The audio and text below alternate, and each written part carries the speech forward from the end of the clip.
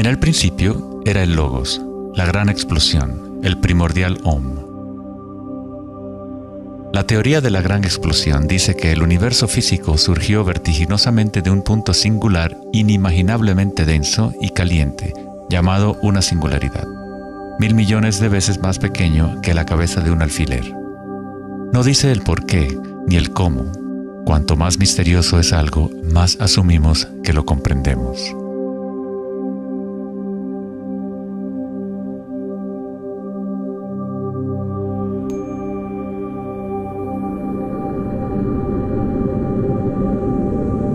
Antes se pensaba que la gravedad haría que se desacelerara eventualmente la expansión del universo, o que lo contraería en una gran implosión. Sin embargo, las imágenes del telescopio Hubble demuestran que la expansión del universo parece estar acelerándose, expandiéndose más y más desde su origen en la gran explosión. De alguna manera, hay más masa en el universo de la cual la física había predicho.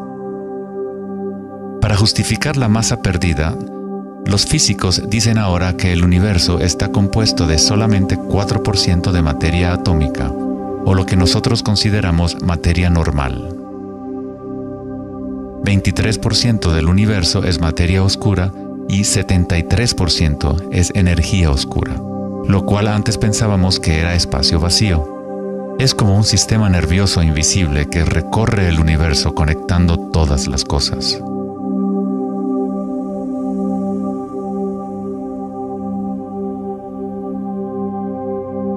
Los antiguos maestros védicos enseñaban Nada Brahma. El universo es vibración. El campo vibratorio es la raíz de toda experiencia espiritual e investigación científica verdaderas. En el mismo campo de energía que santos, budas, yogis, místicos, chamanes, sacerdotes y videntes han observado al observar en su interior.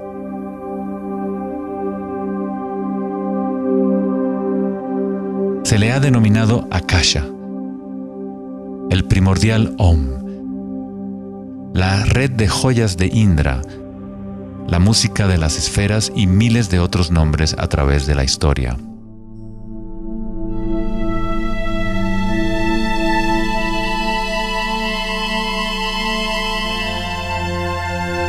Es la raíz común de todas las religiones. Y el vínculo entre nuestros mundos interiores y exteriores.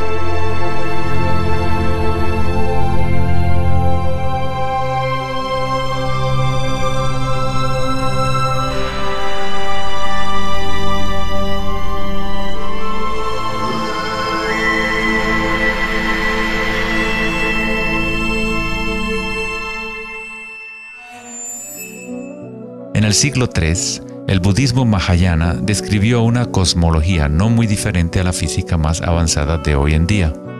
La red de joyas de Indra es una metáfora usada para describir una enseñanza védica mucho más antigua que ilustra la forma en que se teje la trama del universo. Indra, el rey de los dioses, dio a luz el sol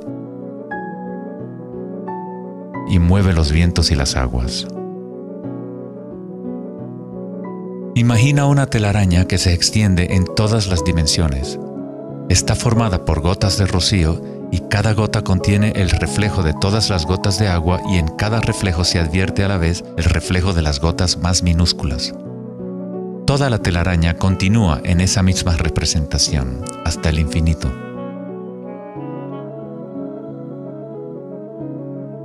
La red de Indra podría ser descrita como un universo holográfico, donde hasta el más mínimo rayo de luz contiene el patrón completo de la totalidad.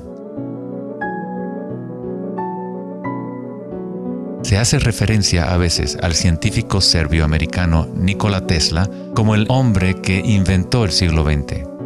Tesla fue el responsable del descubrimiento de la electricidad de corriente alterna y muchos otros inventos que ahora son parte de la vida cotidiana. Debido a su interés en las antiguas tradiciones védicas, Tesla se encontraba en una posición única para comprender la ciencia a través de un modelo tanto oriental como occidental. Como todos los grandes científicos, Tesla investigó profundamente los misterios del mundo exterior, pero también observó profundamente su interior. Al igual que los antiguos yogis, Tesla utilizó el término akasha para describir el sentido etéreo que se extiende a lo largo de todo. Tesla estudió con Swami Vivekananda, un yogi que trajo las enseñanzas antiguas de India al occidente.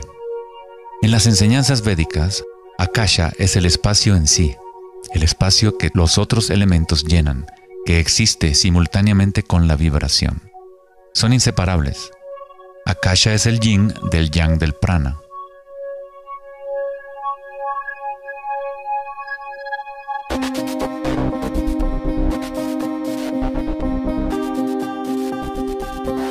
Un concepto moderno que nos puede ayudar a conceptualizar a Akasha, o la sustancia primaria, es la idea de los fractales. No fue sino hasta la década de los 80 que los avances en las computadoras nos permitieron visualizar y reproducir en realidad matemática los patrones de la naturaleza. El término fractal fue acuñado en 1980 por el matemático Benoit Mandelbrot, que estudió ciertas ecuaciones matemáticas simples de cuando se repiten, producen una serie interminable de cambios en las formas matemáticas o geométricas dentro de un marco limitado. Son limitadas, pero al mismo tiempo infinitas. Un fractal es una forma geométrica aproximada que se puede dividir en partes, cada una de las cuales es aproximadamente del tamaño de una copia reducida del patrón completo, una propiedad llamada autosemejanza. Los fractales de Mandelbrot han sido llamados las huellas digitales de Dios.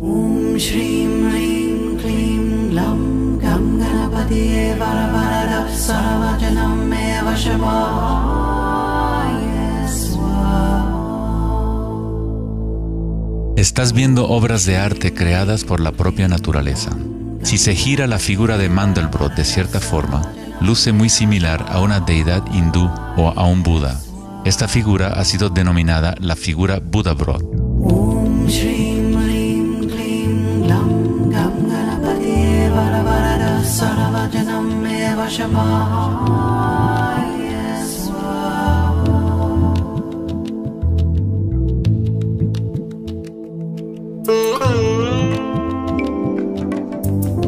Si nos fijamos en algunas formas de arte y arquitectura antigua, veremos que los humanos hemos asociado la belleza y lo sagrado con patrones fractales desde hace ya mucho tiempo.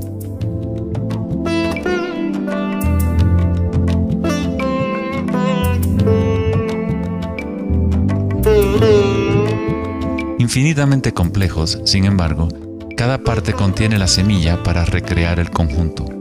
Los fractales han cambiado el punto de vista de los matemáticos respecto a la percepción y el funcionamiento del universo. Con cada nuevo nivel de aumento surgen diferencias del original. El cambio y la transformación constante ocurren a medida que atravesamos el nivel de un detalle fractal a otro. Esta transformación es el espiral cósmico, la inteligencia intrínseca de la matriz del espacio-tiempo.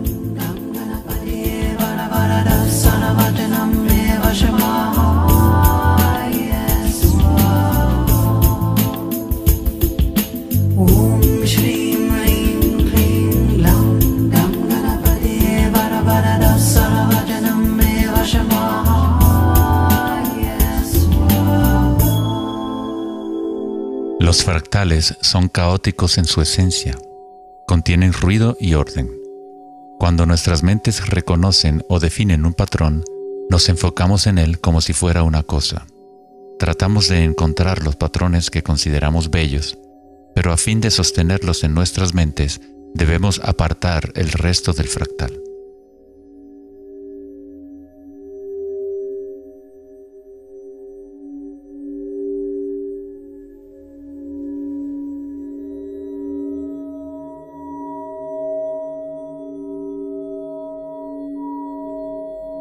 Comprender un fractal con los sentidos es limitar su movimiento. Toda la energía del universo es neutral, atemporal y carece de dimensiones.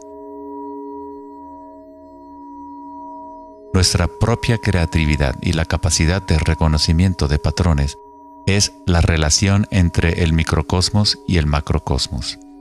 el mundo eterno de las ondas y el sólido mundo de las cosas. La observación es un acto de creación a través de las limitaciones inherentes del pensamiento. Estamos creando la ilusión de solidez de las cosas al etiquetarlas y nombrarlas. El filósofo Kierkegaard dijo: si me nombras, me niegas.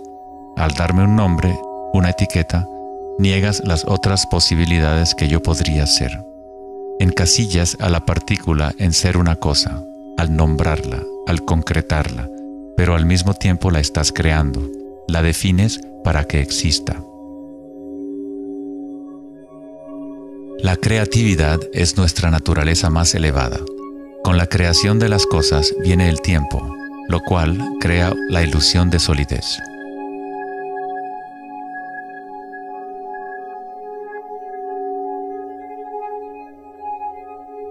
Einstein fue el primer científico en comprender que lo que nosotros consideramos espacio vacío no es la nada, posee propiedades y casi incalculables cantidades de energía son parte intrínseca de la naturaleza del espacio.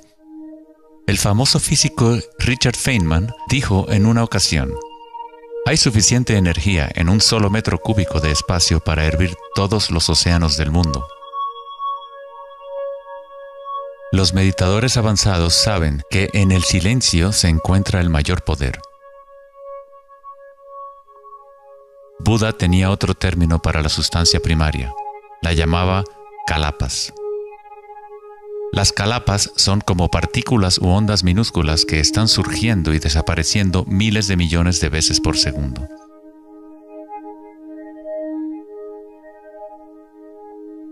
En ese sentido, la realidad es como una serie de cuadros en una cámara holográfica moviéndose rápidamente para crear la ilusión de continuidad. Cuando la conciencia se queda completamente inmóvil, se comprende la ilusión, pues es la conciencia misma la que genera la ilusión.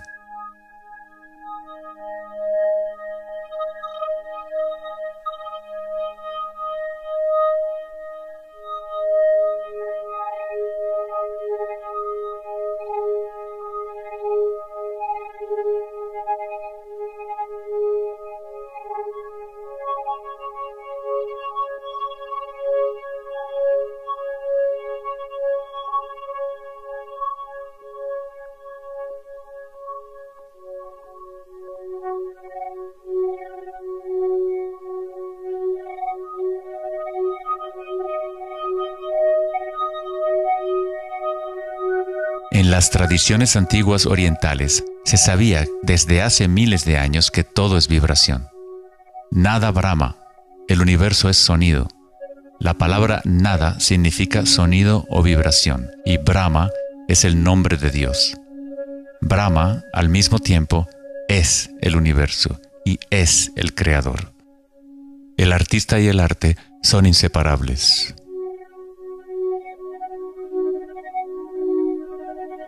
En los Upanishads, uno de los más antiguos registros de los seres humanos en la antigua India, se dice que Brahma, el creador, estaba sentado sobre una flor de loto, abrió los ojos y el mundo surgió. Brahma cierra sus ojos y un mundo entero cesa de existir. Algunos místicos, yogis y sabios han sostenido que hay un campo a nivel de la raíz de la conciencia, el campo akáshico o los registros akáshicos, donde toda la información, todas las experiencias pasadas, presentes y futuras existen ahora y siempre.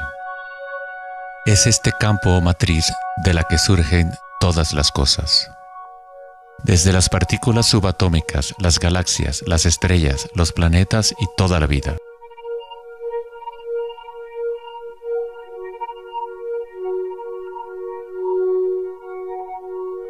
Nunca ves nada en su totalidad, ya que todo está formado de capas y capas de vibración y está constantemente cambiando. Intercambio de información con Akasha. Un árbol bebe del sol, del aire, de la lluvia y de la tierra.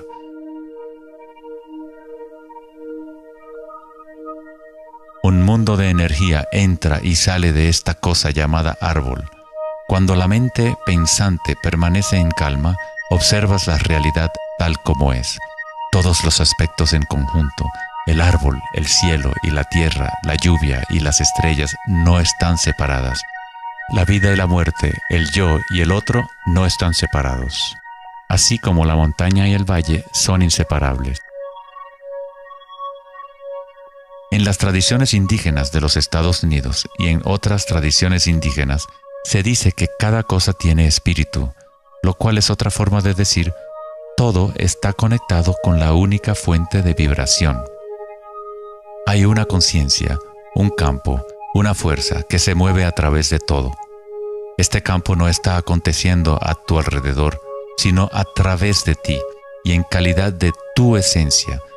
Tú eres la U en la palabra universo. Eres los ojos con los cuales la creación se observa a sí misma. Cuando te despiertas de un sueño, te das cuenta que todo lo del sueño era parte de ti. Tú lo estabas creando. Es igual para lo que llamamos la vida real. Cada uno y cada cosa eres tú. La única conciencia mirando a través de cada ojo, bajo cada roca,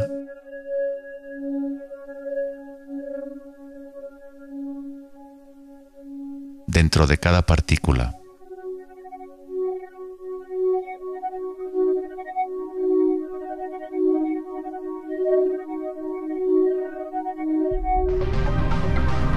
Los investigadores internacionales del CERN, el Laboratorio Europeo de Física de Partículas, están buscando este campo que se extiende a lo largo de todas las cosas. Pero en lugar de mirar hacia adentro, miran al mundo físico externo.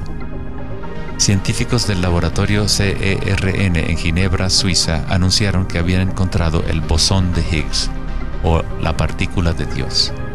Los experimentos del bosón de Higgs demostraron científicamente que un campo de energía invisible llena el vacío del espacio. El gran colisionador de hadrones del CERN consiste en un anillo de 17 millas de circunferencia en la que dos haces de partículas corren en direcciones opuestas, convergiendo y estrellándose casi a la velocidad de la luz. Los científicos observan lo que surge de las violentas colisiones. El modelo estándar no puede explicar cómo las partículas obtienen su masa. Todo parece estar compuesto de vibraciones, pero no hay ninguna cosa que esté siendo vibrada. Es como si hubiera un bailarín invisible, una sombra, danzando oculta en el valle del universo. Los demás bailarines siempre han danzado alrededor de este bailarín oculto. Hemos observado la coreografía, pero hasta ahora no podíamos ver el bailarín.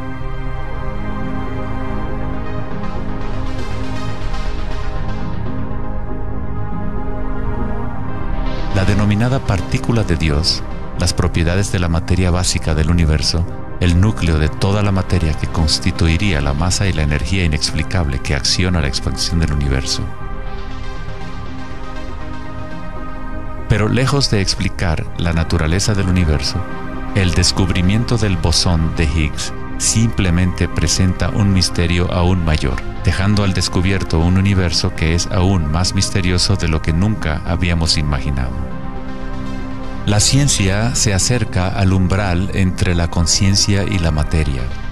El ojo con el cual observamos el campo primordial y el ojo con el cual el campo nos observa son uno y el mismo.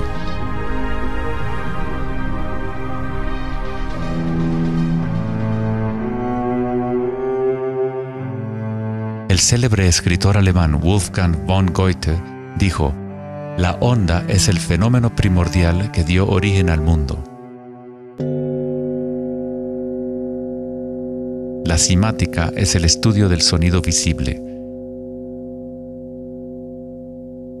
La palabra simática proviene de la raíz griega kuma, que significa onda o vibración.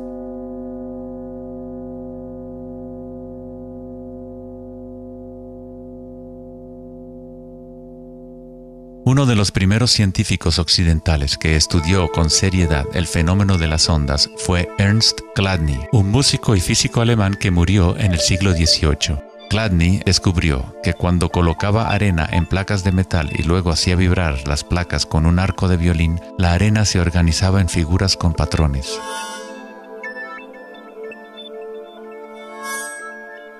Diferentes formas geométricas aparecían dependiendo de la vibración producida.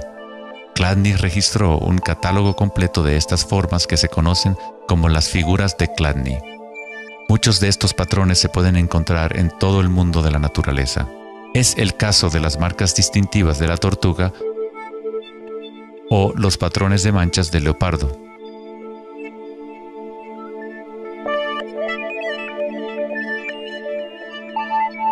El estudio de los patrones Chladni o patrones ximáticos es uno de los métodos secretos con el que los fabricantes de alta calidad de guitarras, violines y otros instrumentos prueban la calidad del sonido que emiten.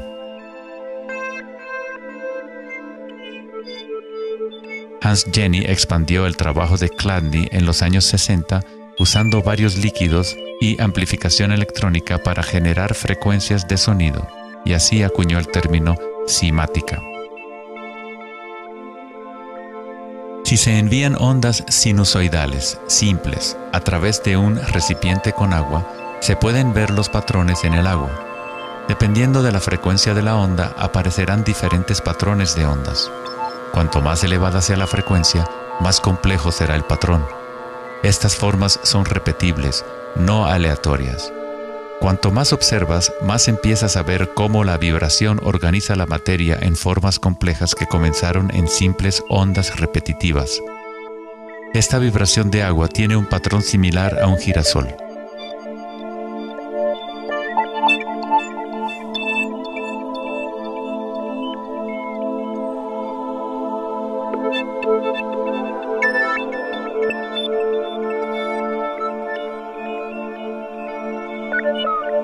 Tan solo cambiando la frecuencia de sonido se obtiene un patrón diferente.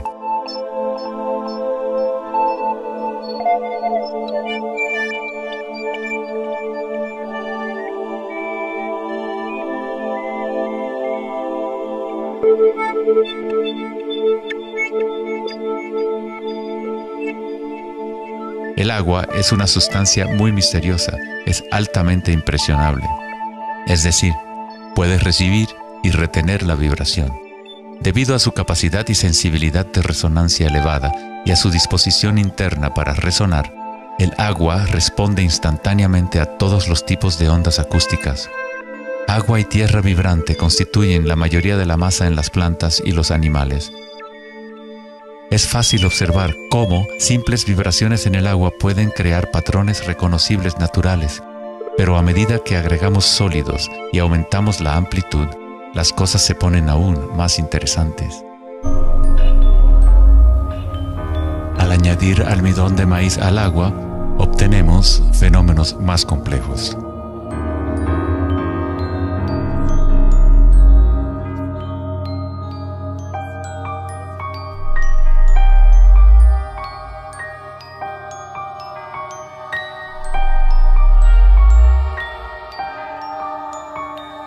Tal vez, los principios de la vida en sí se pueden observar conforme las vibraciones mueven la burbuja de almidón de maíz en lo que parece ser un organismo en movimiento. El principio que anima el universo se describe en todas las grandes religiones usando las palabras que reflejan los conocimientos de ese momento en la historia. En el idioma de los incas, el imperio más grande de la América precolombina, la palabra para cuerpo humano es Alpacamasca, lo que significa literalmente tierra viviente. En la Cábala o misticismo judío, hablan del nombre divino de Dios, el nombre impronunciable. No se puede pronunciar debido a que es una vibración que está en todas partes. Se trata de todas las palabras, toda la materia. Todo es la palabra sagrada. El tetaedro es la forma más simple que puede existir en 3 dimensiones. Algo debe tener por lo menos 4 puntos para tener realidad física. La estructura del triángulo es el único patrón de la naturaleza que se autoequilibra. En el Antiguo Testamento, la palabra tetragrámaton se utilizaba a menudo para representar una cierta manifestación de Dios. Se usaba cuando se hablaba de la palabra de Dios o del nombre especial de Dios, logos o la palabra primordial. Las antiguas civilizaciones sabían que en la estructura de la raíz del universo estaba la figura tetraédrica. De esta forma, la naturaleza exhibe un impulso fundamental hacia el equilibrio, Shiva, pero a la vez exhibe un impulso fundamental hacia el cambio, Shakti.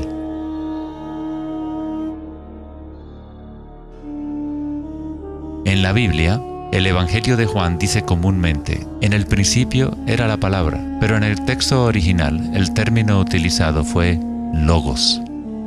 El filósofo griego Heráclito, quien vivió alrededor de 500 años antes de Cristo, se refirió al logos como algo fundamentalmente incognoscible, el origen de toda repetición, patrón y forma. Los filósofos estoicos que siguieron las enseñanzas de Heráclito identifican el término con el principio inspirador divino que impregna el universo.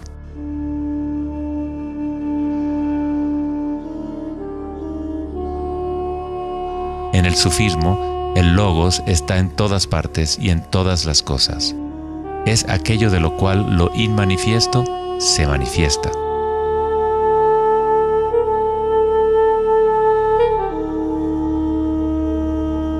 En la tradición hindú, Shiva Nataraja significa literalmente Señor de la danza. El cosmos entero danza al tambor de Shiva. Todo está imbuido o impregnado con la pulsación. El mundo puede seguir evolucionando y cambiando solo mientras Shiva siga danzando. De otra forma, colapsa de regreso a la nada. Mientras que Shiva representa nuestra conciencia de espectadores, Shakti es la sustancia o la materia del mundo. Mientras que Shiva yace en meditación, Shakti trata de incitarlo a la danza. Como el yin y el yang, el bailarín y el baile existen como uno.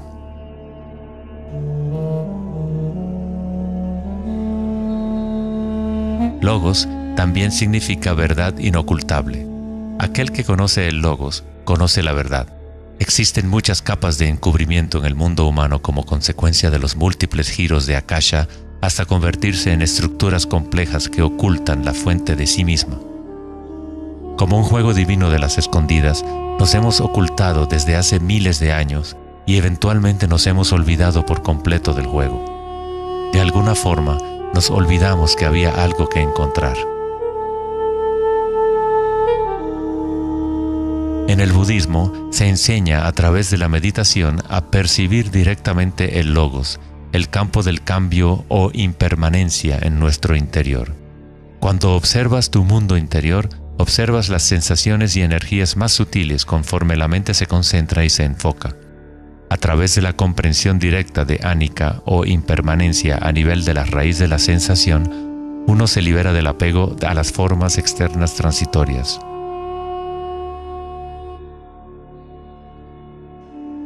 Una vez que tomamos conciencia de que hay un campo vibratorio que es la raíz común de todas las religiones, ¿cómo podemos decir mi religión? O este es mi Om primordial, mi campo cuántico.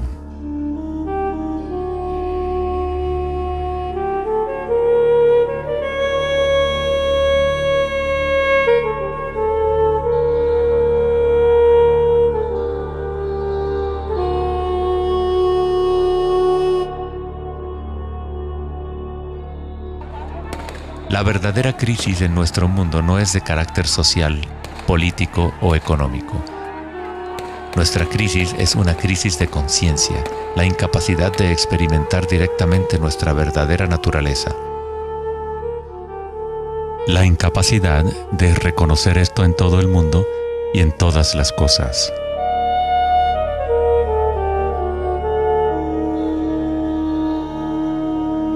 En la tradición budista, el bodhisattva es la persona con una naturaleza búdica despierta.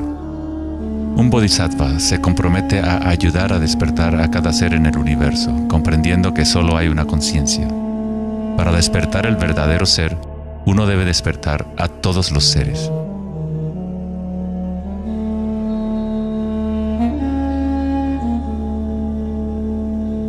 Existen innumerables seres conscientes en el universo a quienes me comprometo a ayudar a despertar. Mis imperfecciones son inagotables. Prometo vencerlas todas. El Dharma es inescrutable. Me comprometo a conocerlo. El camino a despertar es inalcanzable. Me comprometo a alcanzarlo.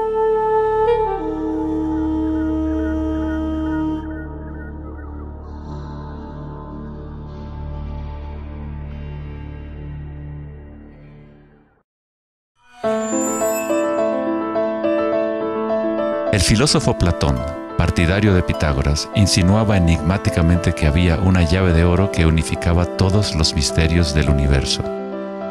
Esta es la llave de oro a la que regresaremos una y otra vez a lo largo de nuestra exploración. La llave de oro es la inteligencia del Logos, la fuente del Om primordial. Se podría decir que es la mente de Dios. Con nuestros limitados sentidos, estamos observando solo la manifestación externa de la mecánica oculta de la autosemejanza. La fuente de esta simetría divina es el misterio más grande de nuestra existencia. Muchos de los pensadores monumentales de la historia, como Pitágoras, Kepler, Leonardo da Vinci, Tesla y Einstein, han llegado al umbral del misterio. Einstein dijo: "Lo más bello que podemos experimentar es lo misterioso. Es la fuente de cualquier arte y ciencia verdadera". Aquel que no conoce esta emoción, que no hace pausa para maravillarse y quedarse absorto en admiración, es como si estuviera muerto. Sus ojos están cerrados. Estamos en la posición de un niño pequeño entrando a una gran biblioteca llena de libros en muchos idiomas diferentes. El niño sabe que alguien debe haber escrito esos libros. No sabe cómo. No entiende los idiomas en que están escritos. El niño sospecha ligeramente que hay un orden misterioso en la disposición de los libros, pero no sabe cuál es. A mí me parece que esa es la actitud, inclusive del ser humano más inteligente, hacia Dios. Vemos un universo maravillosamente ordenado que obedece ciertas leyes. Nuestras mentes limitadas no pueden comprender la misteriosa fuerza que mueve las constelaciones. Todo científico que observa detenidamente el universo y todo místico que observa profundamente su interior se encuentra tarde o temprano, cara a cara, con la misma cosa: la espiral primordial.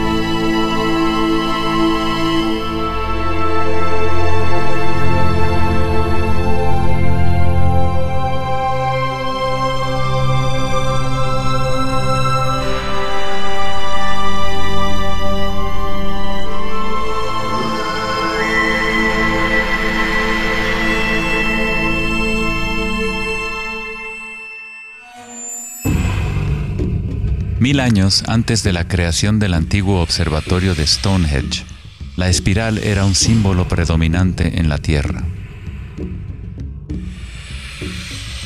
Las espirales antiguas se pueden encontrar por todas partes del mundo.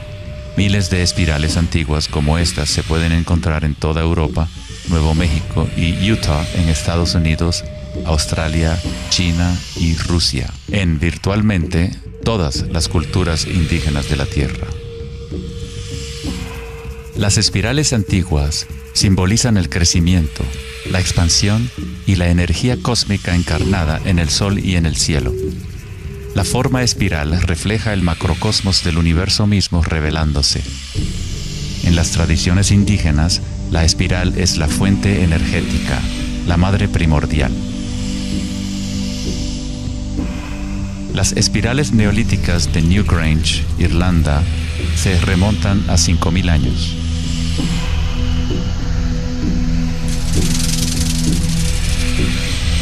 Tienen 500 años más que la Gran Pirámide de Giza y son igual de enigmáticas ante los observadores modernos. Las espirales se remontan a una época en la historia en donde los humanos estaban más conectados con la Tierra, con los ciclos y las espirales de la naturaleza. Una época en que los seres humanos se identificaban menos con los pensamientos. La espiral es lo que percibimos como la fuerza de torsión en el universo. El prana, o fuerza creativa, hace girar a Akasha en una secuencia de formas sólidas.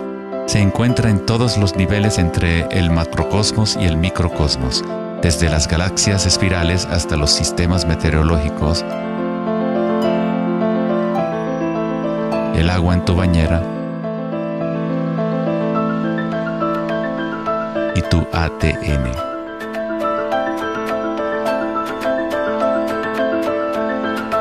En la experiencia directa de tu propia energía, la espiral primordial no es una idea, sino más bien lo que hace posible toda condición e idea.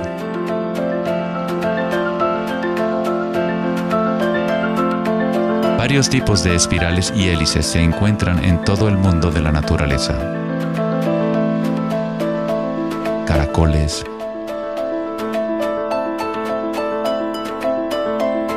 corales marinos,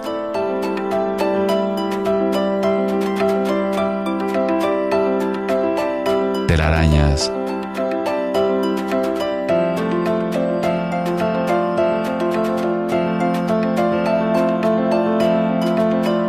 fósiles.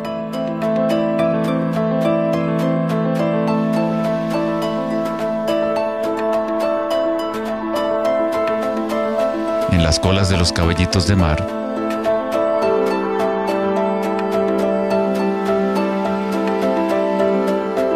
y en las conchas. Muchas espirales en la naturaleza se pueden observar como espirales logarítmicas o espirales en crecimiento. A medida que avanzas desde el centro de la espiral, las secciones son exponencialmente más grandes. Al igual que la red de joyas de Indra, las espirales logarítmicas son autosemejantes u holográficas, de manera que las características de cada parte reflejan el conjunto. Hace 2400 años, en la antigua Grecia, Platón consideraba la proporción geométrica continua como el vínculo cósmico más profundo. La sección áurea, o número áureo, o proporción divina, era el secreto más grande de la naturaleza. La sección áurea puede expresarse como la relación de A más B a es igual a la relación de A B. Para Platón, el alma del mundo se vincula en una sola resonancia armónica. El mismo patrón pentagonal que existe en una estrella de mar o en una rebanada de quimbombo se puede observar en la trayectoria del planeta Venus trazada en el cielo nocturno durante un periodo de 8 años.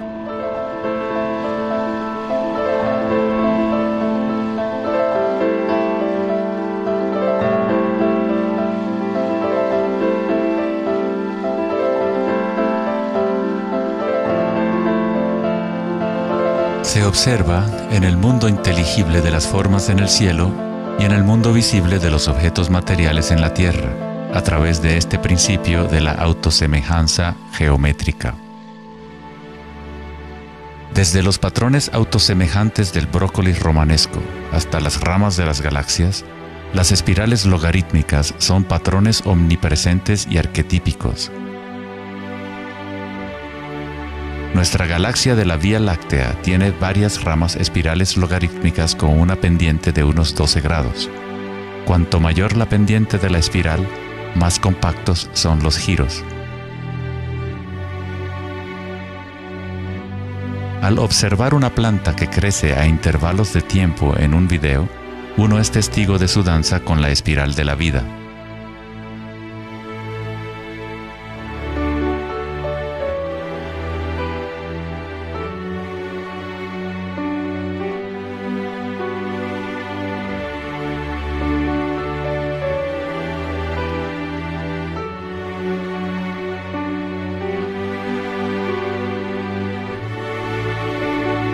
Una espiral dorada es una espiral logarítmica que crece hacia afuera, siguiendo el factor de la sección áurea. La sección áurea es una relación matemática especial que aparece una y otra vez en la naturaleza.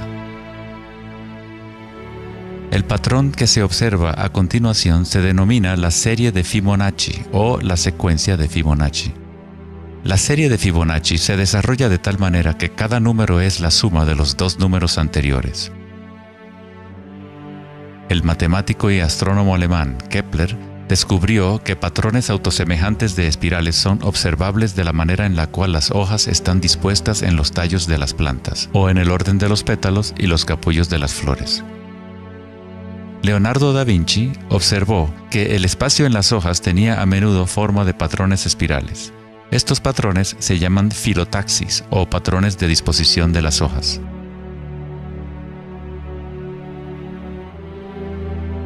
La disposición filotaxis se puede observar en los nucleótidos independientes del ADN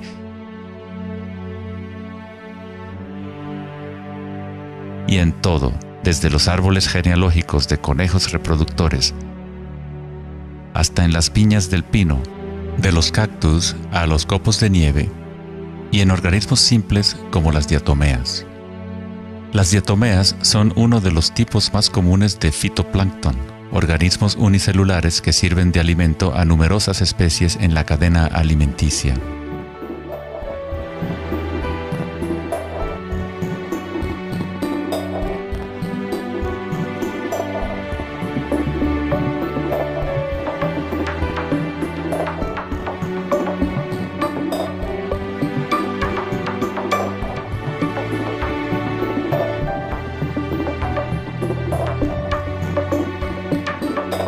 ¿Cuánta matemática debes saber para ser un girasol o una abeja?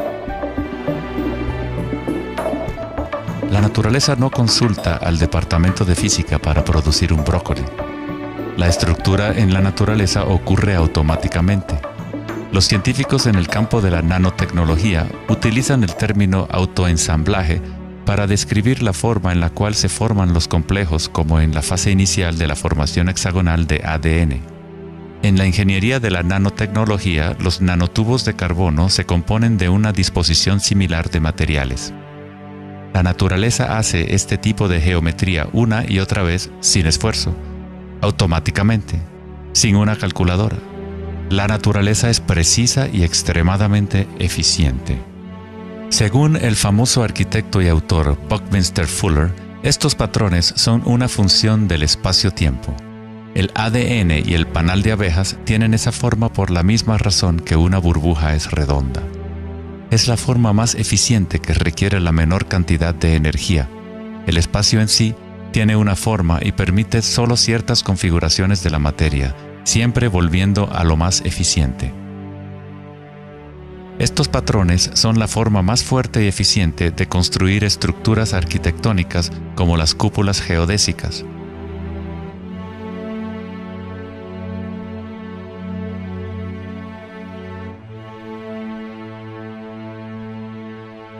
Los patrones de espirales logarítmicas permiten la exposición máxima de las plantas a los insectos para la polinización.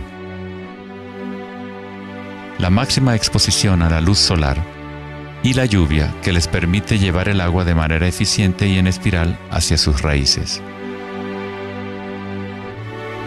Las aves rapaces utilizan el patrón de espiral logarítmica para acechar a su próxima presa. Volar en espiral es la forma más eficiente de cazar.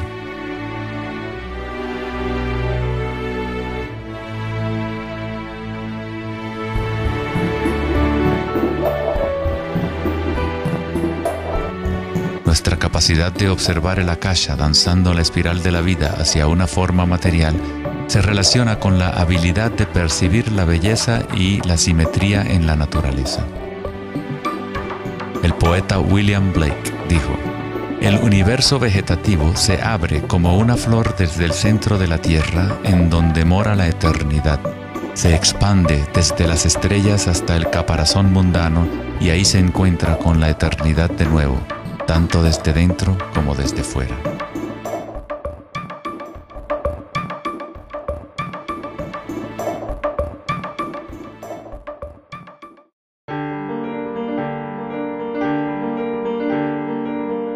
estudio de los patrones en la naturaleza no es algo familiar en el mundo occidental, pero en la antigua China, esta ciencia es conocida como Li.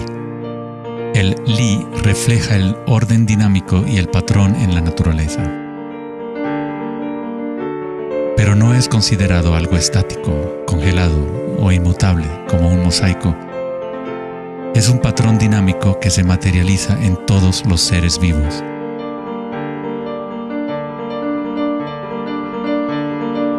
Las arterias de las hojas, las marcas de las tortugas y los patrones de vetas en las rocas son todas expresiones del lenguaje secreto de la naturaleza y del arte. El laberinto es uno de los muchos patrones de Li. Se encuentran en las estructuras de los corales, en hongos como el morel,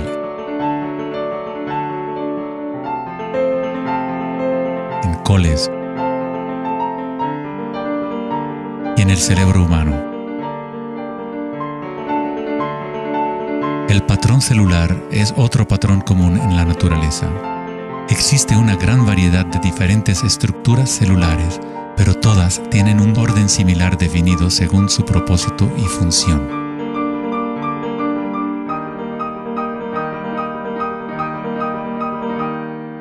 Es fácil quedarse fascinado ante el juego constante de formas, pero lo más interesante es que ciertas formas arquetípicas parecen estar entretejidas en la trama de la naturaleza. El patrón de ramificación es otro patrón Li, o modelo arquetípico observable en todos los niveles y en todas las escalas fractales.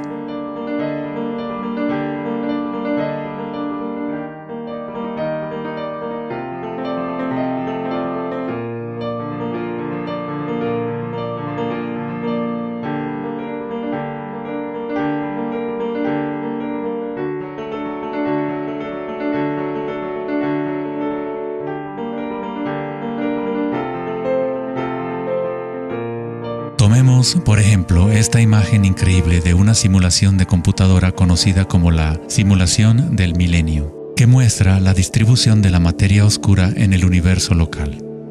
Fue creada por Max Planck Society en Alemania. La materia oscura es lo que antes considerábamos espacio vacío. Es como un sistema nervioso invisible que recorre todo el universo.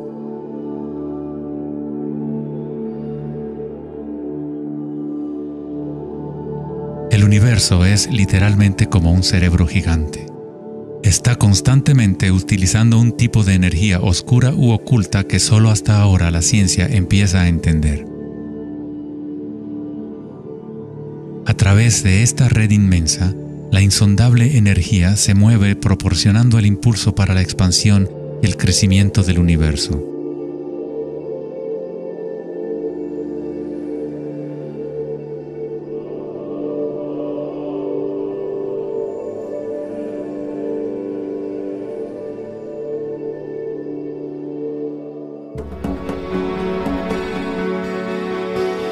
La naturaleza crea patrones de ramificación automáticamente cuando creamos las condiciones adecuadas. La naturaleza es una máquina generadora de arte o un motor creador de belleza. Aquí, la electricidad se utiliza para hacer crecer las ramas de cristal plata. El metraje es en intervalos de tiempo a medida que crecen durante varias horas. Los cristales se forman sobre el cátodo de aluminio cuando los iones se depositan por electrólisis a partir de una solución de nitrato de plata.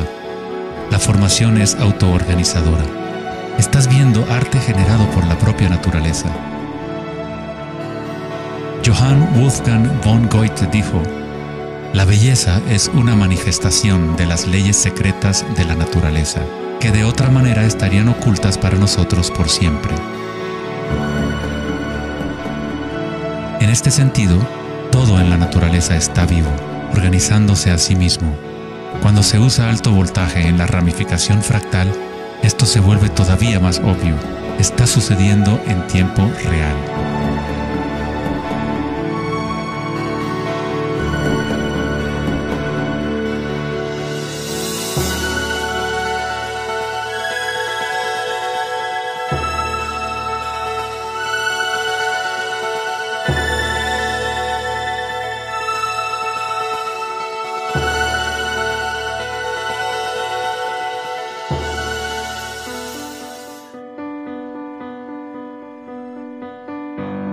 cuerpo humano se encuentran patrones y estructuras ramificadas por todas partes.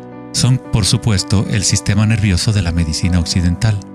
Pero en la medicina china, ayurvédica y tibetana, los meridianos de energía son un componente esencial para entender cómo funciona el cuerpo. Los nadis o meridianos de energía forman estructuras ramificadas.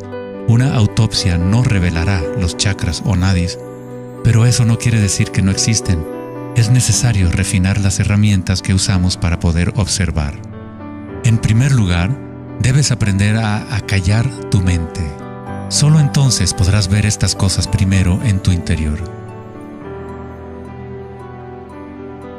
En la teoría eléctrica, cuanta menos resistencia haya en un cable, más fácilmente puede transportar energía. Al cultivar la ecuanimidad a través de la meditación, se crea un estado de no resistencia en tu cuerpo. Prana o chi, o energía interna, es simplemente tu vitalidad interior. Lo que sientes cuando tomas conciencia desde el interior del cuerpo. Los hilos sutiles de tu cuerpo que transportan el prana, los nadis, logran mover más y más energía pránica a través de los chakras. El cableado se hace más fuerte a medida que lo usas, pues permites que la energía fluya. Donde quiera que haya conciencia, el chi o energía comenzará a fluir y prosperarán las conexiones físicas. En el sistema nervioso y el cerebro, los patrones físicos de cableado se establecen por repetición. Si prestas atención continuamente a lo que está en tu interior y reduces la resistencia a las sensaciones que están experimentando, incrementas tu capacidad energética.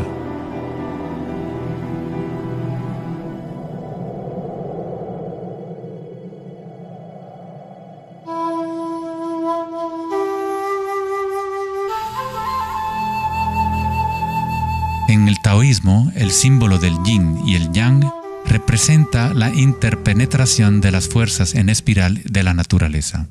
El yin y el yang no son dos y no es uno. El antiguo concepto del ara está representado por un yin y yang o remolino en espiral. Es el centro de energía localizado en el abdomen, debajo del ombligo. Ara significa literalmente mar u océano de energía. En China, el ara es llamado el Dantien inferior. En muchas formas de artes marciales asiáticas, se dice que el guerrero con ara fuerte es imparable. En la tradición samurái, una forma de suicidio ritual o seppuku era el harakiri. Esto significa traspasar tu propio ara, desconectando el chi o canal de energía. Moverse desde este centro crea el movimiento enraizado y lleno de gracia que se ve no solo en las artes marciales,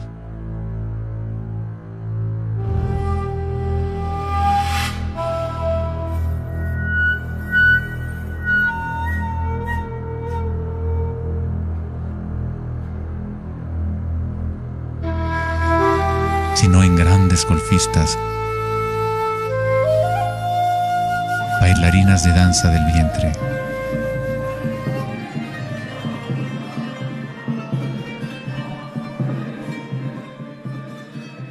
Y derviches giradores sufíes. La esencia del ara es la cultura de la conciencia disciplinada, enfocada en un solo punto, la quietud del ojo del huracán.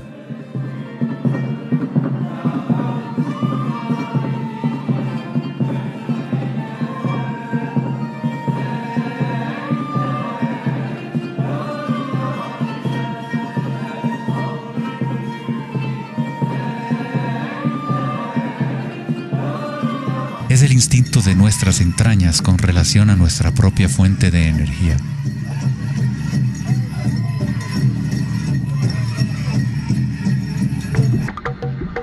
Una persona con buena ara está conectada con la tierra y con la sabiduría intuitiva que conecta a todos los seres.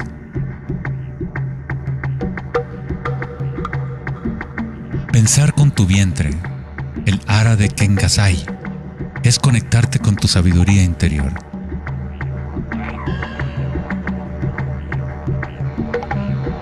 Los antiguos aborígenes australianos se concentraban en la misma zona justo debajo del ombligo, donde el cordón de la gran serpiente arcoíris yacía enroscada. Una vez más, una representación de energía evolutiva en la humanidad. No es casualidad que es en el ara donde comienza la nueva vida.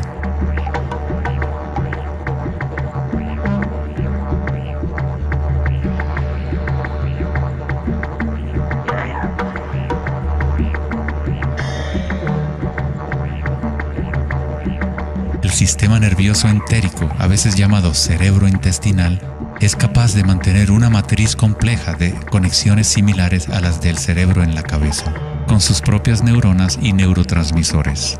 Puede actuar de forma autónoma, es decir, con su propia inteligencia. Se podría decir que el cerebro intestinal es una versión fractal del cerebro de la cabeza, o tal vez el cerebro de la cabeza es una versión fractal del cerebro intestinal. Un oso sano tiene un ara fuerte. Cuando un oso sabe dónde hurgar para encontrar hierbas, sigue el movimiento del chi a través de sus sentidos, centrando en el ara o vientre. Esta es la conexión del oso con la cabaña de los sueños, el lugar en las tradiciones indígenas de donde proviene todo el conocimiento y regresa hacia la espiral de la vida. Pero, ¿cómo conocían los antiguos pueblos la espiral si la ciencia moderna está apenas empezando ahora a reconocer su importancia? Pregúntale a las abejas. Ellas no se han olvidado de amar. Las abejas tienen una conexión especial con la fuente como parte de un sistema simbiótico que ayuda a la belleza y a la diversidad a florecer. Son un puente entre el macrocosmos y el microcosmos. Hay un corazón que nos conecta a todos, como una mente colectiva, por llamarla así. Al igual que un cerebro abierto, la colmena envía sus sueños al mundo para manifestarse.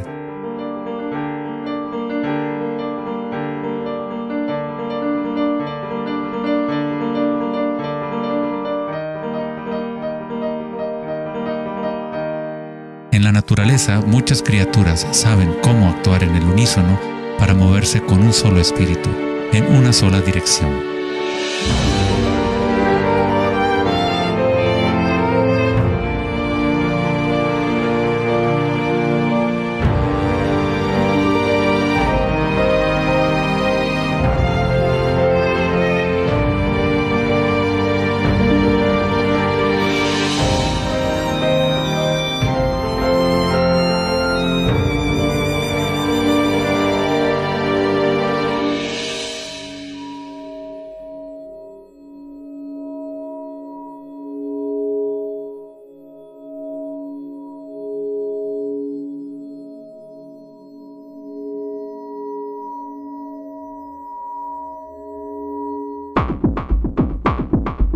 Pero no todos se benefician de las otras especies a su alrededor. Por ejemplo, la cigarra devora todo en su camino. Una cigarra no tiene ninguna otra opción que actuar como cigarra. Nunca va a producir miel ni a polinizar plantas como una abeja. El comportamiento de una cigarra es rígido, pero un ser humano es único en el sentido de que podemos actuar como una abeja o como una cigarra. Tenemos la libertad de cambiar y manipular los patrones de la forma en que interactuamos con el mundo. Podemos existir en simbiosis o como parásitos.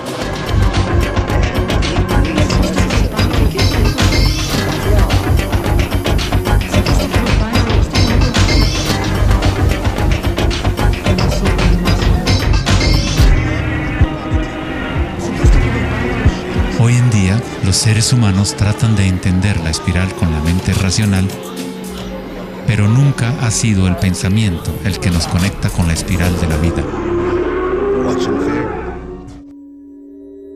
Siempre hemos estado conectados.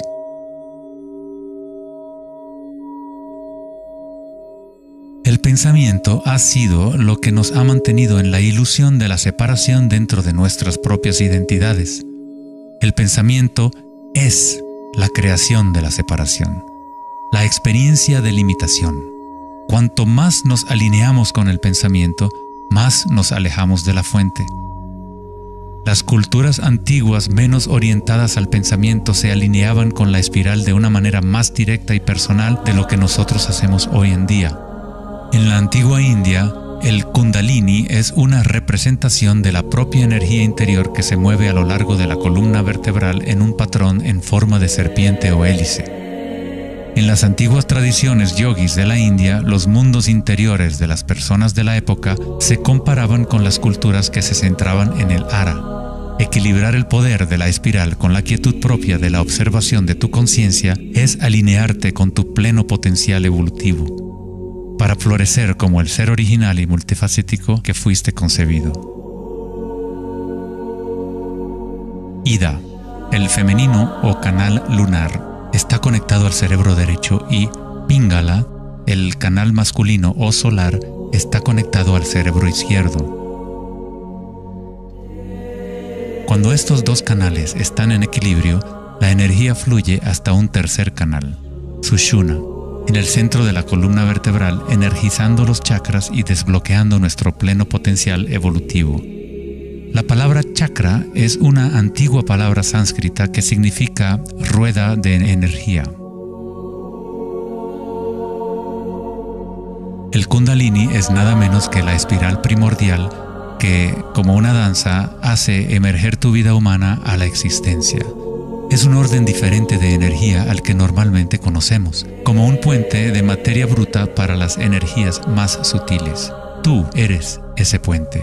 El Kundalini no es una energía que pueda ser forzada a través de la voluntad, el esfuerzo ni la fricción. Es similar a cultivar una flor.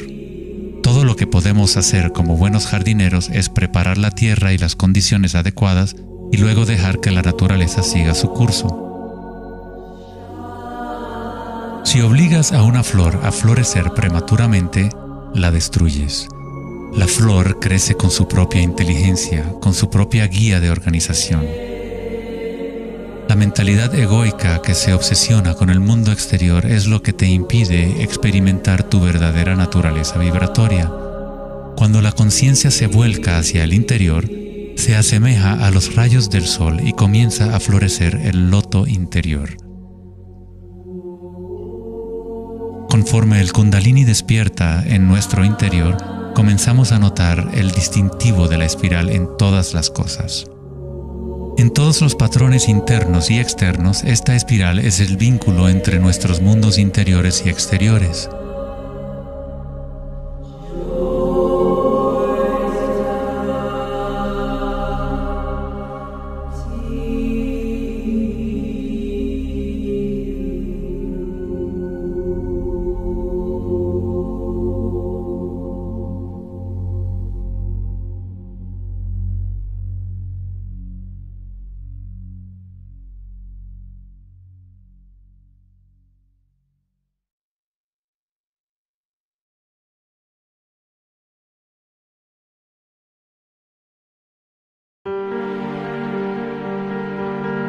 Antes de los albores de la civilización occidental y del lenguaje escrito, la ciencia y la espiritualidad no eran dos cosas separadas. En las enseñanzas de las grandes tradiciones antiguas, la búsqueda externa de conocimiento y certeza era compensada por un sentimiento interior de impermanencia y comprensión intuitiva de la espiral del cambio. A medida que el pensamiento científico se hizo más predominante y la información se fue multiplicando, comenzó la fragmentación en nuestros sistemas de conocimiento. El incremento de la especialización significaba que menos personas eran capaces de ver el panorama general, de sentir e intuir la estética del sistema en su conjunto. Nadie se preguntaba, ¿será que todo este razonamiento es bueno para nosotros? La sabiduría antigua está aquí entre nosotros, oculta a plena vista. Pero estamos demasiado preocupados con nuestros pensamientos como para reconocerla. Esta sabiduría olvidada es la manera de restablecer el equilibrio entre lo interno y lo externo, el yin y el yang, entre la espiral del cambio y la quietud de nuestro centro.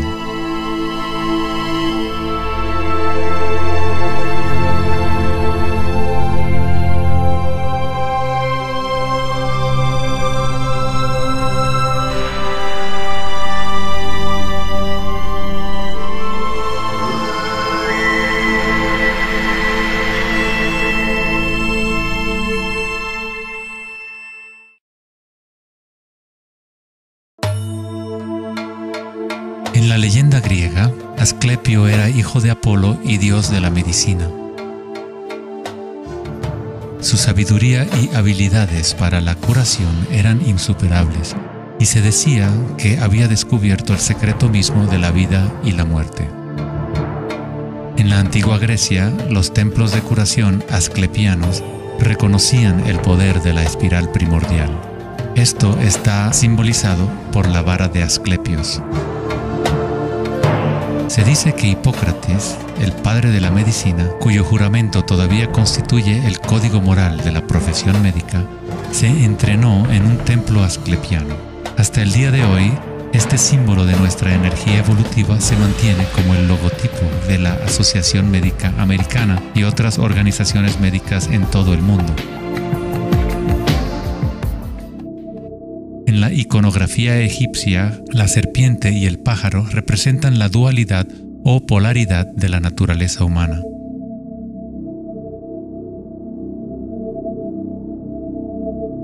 La serpiente en dirección descendiente es la espiral manifestada y la energía evolutiva del mundo.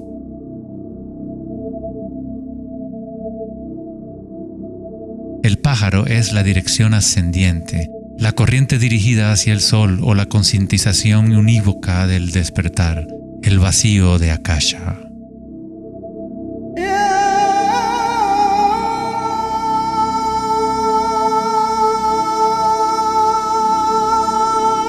Faraones y dioses son representados con su energía despierta, en donde la serpiente Kundalini asciende por la columna vertebral y traspasa el chakra Ajna entre los ojos. Esto se denomina el ojo de Horus. En la tradición hindú, el bindi también representa el tercer ojo, la conexión divina con el espíritu.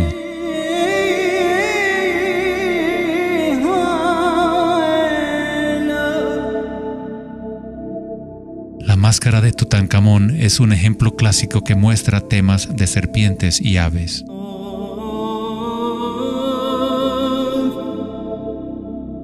Las tradiciones mayas y aztecas combinan a la serpiente y al pájaro en un solo dios, Quetzalcóatl o Kukulcán. El dios de la serpiente alada representa la conciencia evolutiva despierta o el Kundalini despierto. La persona que despierta a Quetzalcóatl en su interior es una manifestación viviente de lo divino. Se dice que Quetzalcóatl o la energía de la serpiente regresará al final de los tiempos.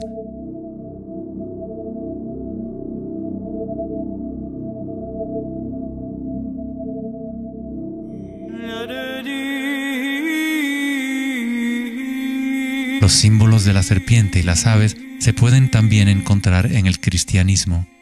Su significado real podría estar codificado de una manera más profunda, pero el significado es el mismo que en otras tradiciones antiguas. En el cristianismo, el pájaro o paloma que se ve a menudo sobre la cabeza de Cristo representa al Espíritu Santo o Kundalini Shakti a medida que asciende al sexto chakra y más allá. Los místicos cristianos llaman al Kundalini por otro nombre, Espíritu Santo. En Juan 3:14 dice: así como Moisés levantó la serpiente en el desierto, así también es necesario que el Hijo del Hombre sea levantado. Jesús y Moisés despertaron su energía Kundalini, trayendo el despertar de la conciencia a las fuerzas inconscientes reptilianas que rigen los deseos del ser humano. Se dice que Jesús pasó 40 días y 40 noches en el desierto, durante los cuales fue tentado por Satanás. De igual forma, Buda fue tentado por Mara cuando estaba sentado en busca de la iluminación bajo el árbol Bodhi o árbol de la sabiduría. Tanto Cristo como Buda tuvieron que alejarse de la tentación de los placeres sensoriales y mundanos.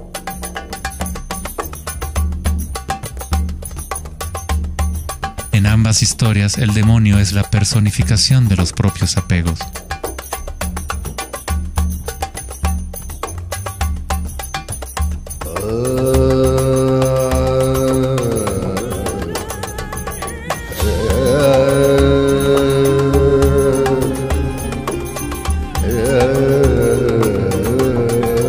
estudiamos la historia de Adán y Eva a través de la luz de las tradiciones védicas y egipcias, descubrimos que la serpiente que vigila el árbol de la vida es el Kundalini.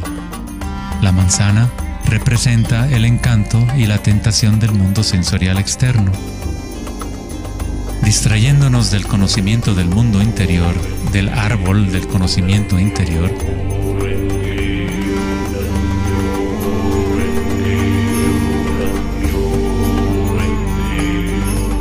el árbol es simplemente la red de nadis o meridianos de energía dentro de nosotros mismos, que forma literalmente estructuras ramificadas por todo el cuerpo. En nuestra búsqueda egoica de gratificación externa, nos hemos separado del conocimiento del mundo interior, de nuestra conexión a Akasha y a la fuente de la sabiduría.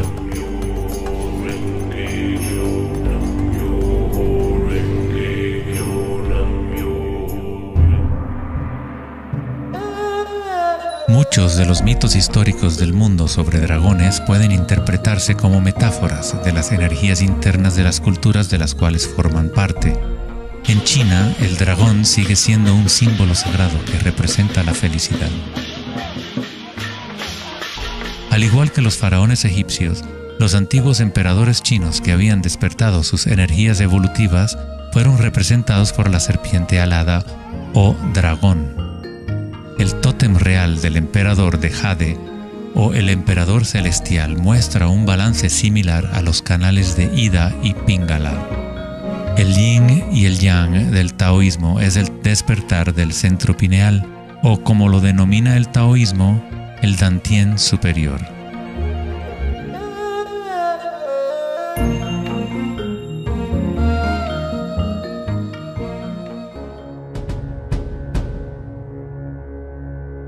La naturaleza está llena de distintas formas de detectar y asimilar la luz. Por ejemplo, un erizo de mar puede, en verdad, ver con su cuerpo espinado que actúa como un gran ojo. Los erizos detectan la luz que ilumina sus espinas y comparan la intensidad de los rayos para tener una idea de lo que está en su entorno.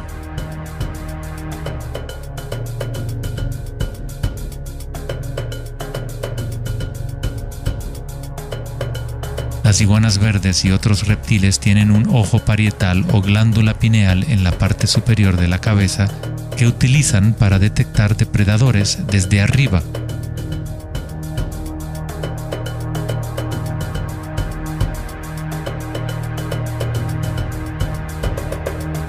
La glándula pineal humana es una pequeña glándula endocrina que ayuda a regular los patrones del sueño y vigilia.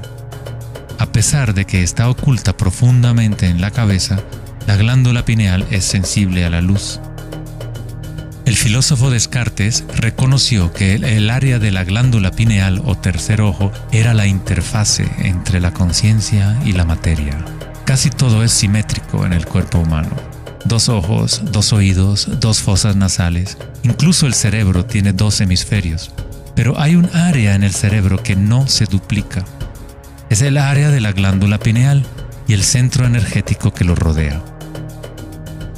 En un nivel físico, ahí se forman naturalmente moléculas únicas como el DMT. El DMT también se forma naturalmente en el momento del nacimiento y en el momento de la muerte, actuando literalmente como un puente único entre el mundo de los vivos y de los muertos. El DMT se produce de forma natural en los estados de meditación profunda o samadhi o a través de medios enteógenos. Por ejemplo, la ayahuasca es usada en tradiciones chamánicas de América del Sur para eliminar el velo entre los mundos internos y externos. La palabra pineal en sí tiene la misma raíz que la piña del pino, pues la glándula pineal representa un patrón espiral de filotaxis similar. Este modelo, que también conocido como flor del patrón de vida, es común en obras de arte antiguas que representan seres iluminados o despiertos. Cuando la imagen de la piña del pino se observa en formas de artes sacras, representa el despertar del tercer ojo, la conciencia unívoca que dirige el flujo de energía evolutiva.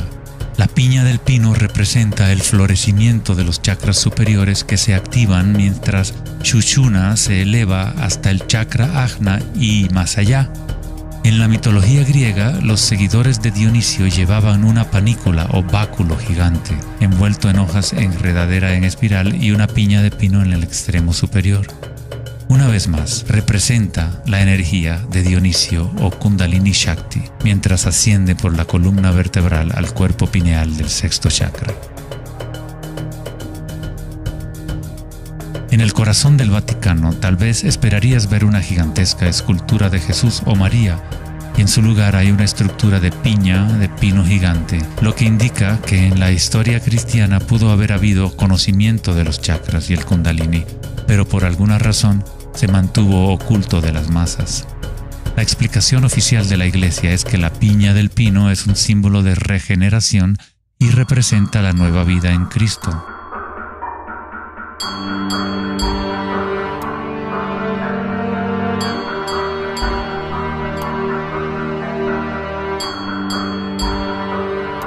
El filósofo y místico del siglo XIII, Meister Eckhart, dijo: "El ojo con el que veo a Dios y el ojo con el que Dios me ve es el mismo". En la Biblia del Rey Jacobo, Jesús dijo: "La luz del cuerpo es el ojo, y si por lo tanto tienes un solo ojo, tu cuerpo entero se llenará de luz".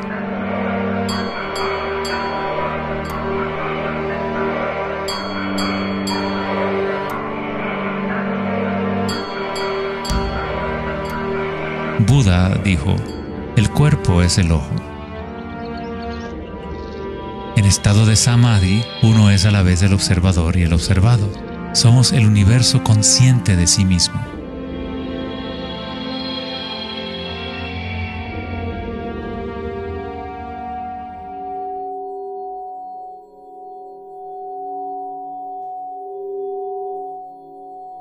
Cuando el Kundalini se activa, estimula el sexto chakra y el centro pineal, y esta zona empieza a recuperar algunas de sus funciones evolutivas.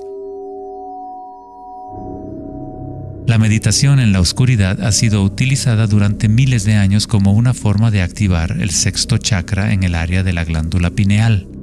La activación de este centro nos permite ver la luz interior.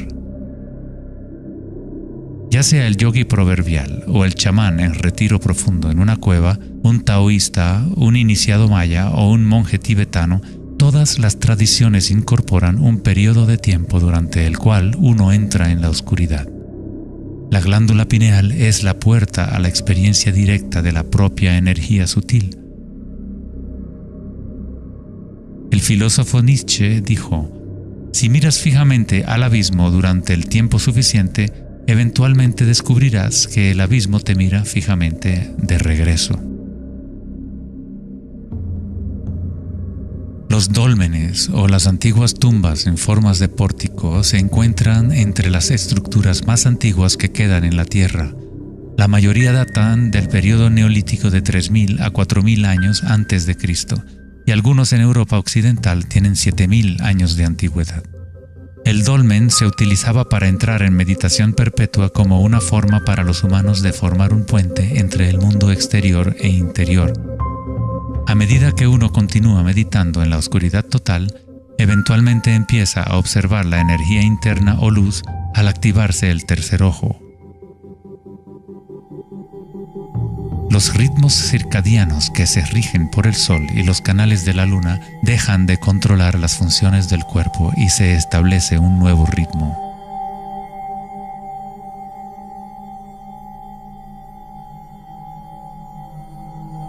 El séptimo chakra ha sido representado por el símbolo Om desde hace miles de años, un símbolo construido por signos sánscritos que representan los elementos.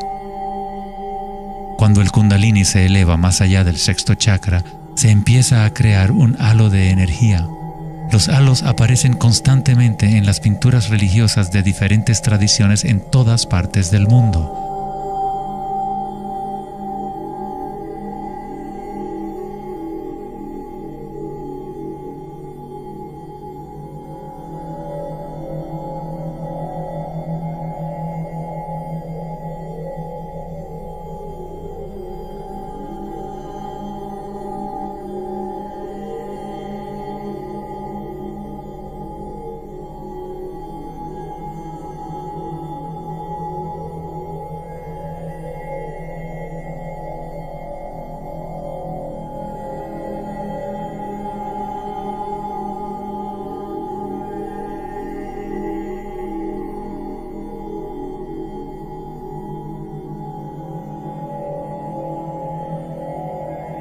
El halo, o la imagen de un distintivo energético alrededor de un ser despierto, es común en virtualmente todas las religiones, en todas partes del mundo.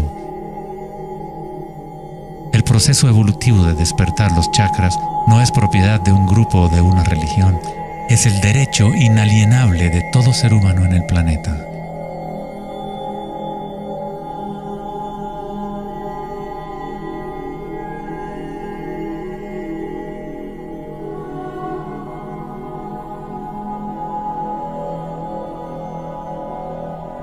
El chakra de la corona es la conexión con lo divino, aquello que está más allá de la dualidad, más allá del nombre y la forma. Akenatón fue un faraón cuya esposa era Nefertiti. Era llamado el Hijo del Sol. Él descubrió Atón, o la palabra de Dios en su interior, uniendo el Kundalini y la conciencia.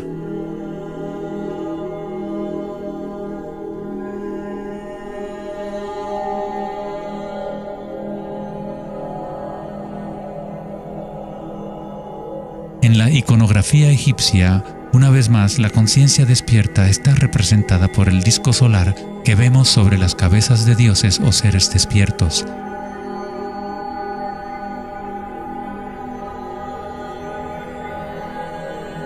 En las tradiciones hindú y yógica, se denomina Sahasrara a ese halo, el loto de 1000 pétalos.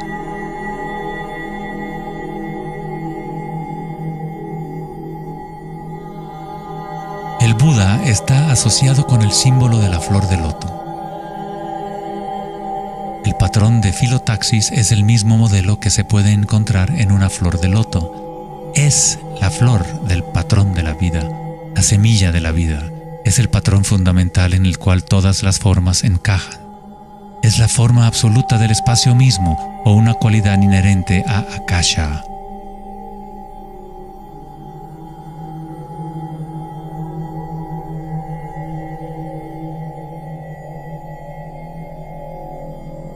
En un momento de la historia, el símbolo de la flor de la vida predominaba por toda la tierra. La flor de la vida se encuentra custodiada por leones en lugares más sagrados de China y otras partes de Asia.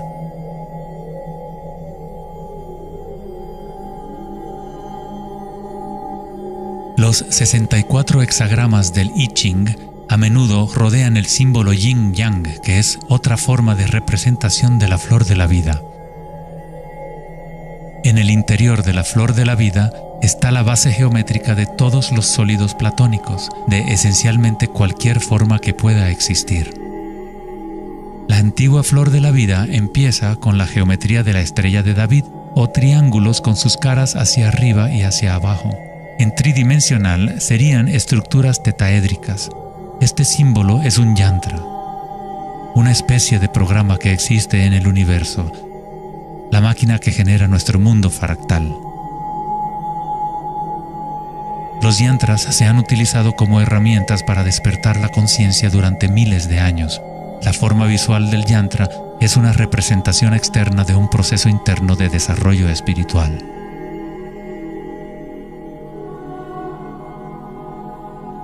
Es la música oculta del universo hecha visible, compuesto por la intersección de formas geométricas y patrones de interferencia.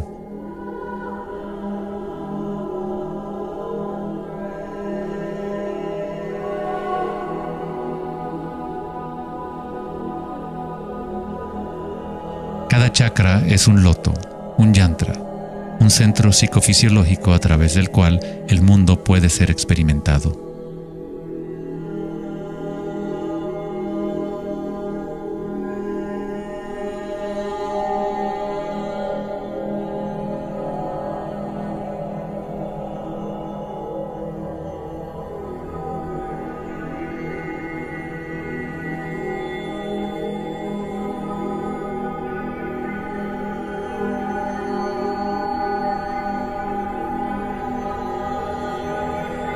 Un yantra tradicional, tal como se puede encontrar en la tradición tibetana, posee valiosas capas de significado, a veces incorporando una cosmología y visión del mundo por completo.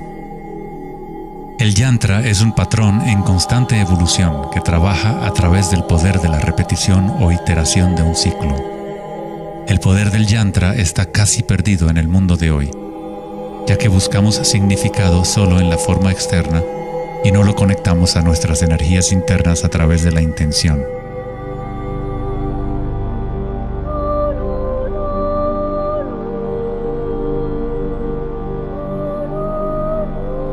Hay una buena razón por la cual sacerdotes, monjes y yogis han sido tradicionalmente célibes. Hoy en día, apenas una fracción conoce la razón de su celibato, pues el verdadero propósito se ha perdido. En pocas palabras, si tu energía se va a consumir en producir más espermatozoides u óvulos, según sea el caso, no queda suficiente para impulsar la ascensión del Kundalini que activa los chakras superiores.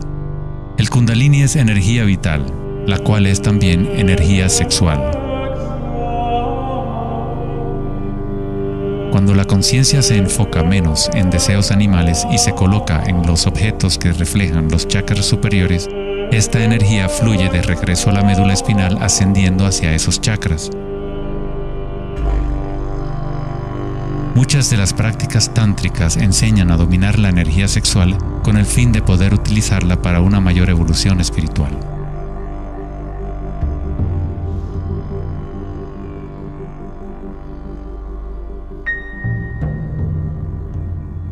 Tu estado de conciencia crea las condiciones adecuadas para que tu energía pueda crecer. Entrar en un estado de conciencia no requiere de tiempo. Como dice Eckhart Tolle, la conciencia y la presencia siempre suceden en el ahora. Si estás tratando de hacer que algo suceda, entonces estás creando resistencia hacia lo que es. Es la eliminación de toda resistencia lo que permite que la energía evolutiva se desarrolle. En la tradición yógica antigua, las posturas de yoga se han utilizado para preparar el cuerpo para la meditación. El Hatha Yoga nunca fue enseñado como un régimen de ejercicio, sino como una forma de conectar nuestro mundo interior y exterior. La palabra sánscrita Hatha proviene de las raíces Sol A y Luna Ta. En el Yoga Sutra original de Patanjali, el propósito de las 8 ramas del yoga es igual al noble sendero de 8 facetas del Buda, para la liberación del sufrimiento. Cuando las polaridades del mundo dual están en equilibrio, surge un tercer elemento. Nos encontramos con la misteriosa llave dorada que abre las fuerzas evolutivas de la naturaleza. Esta síntesis de los canales del Sol y la Luna es nuestra energía evolutiva.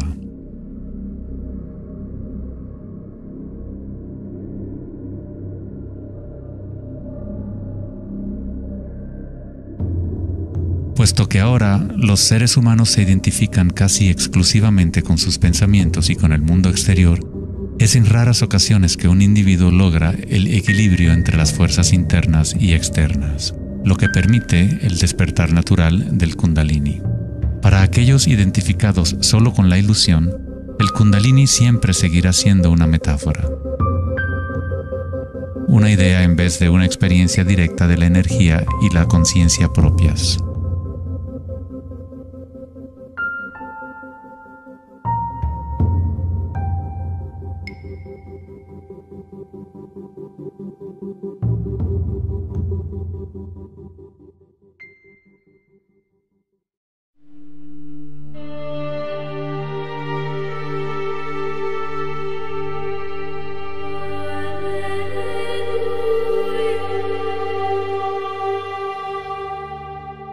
La vida, la libertad y la búsqueda de la felicidad.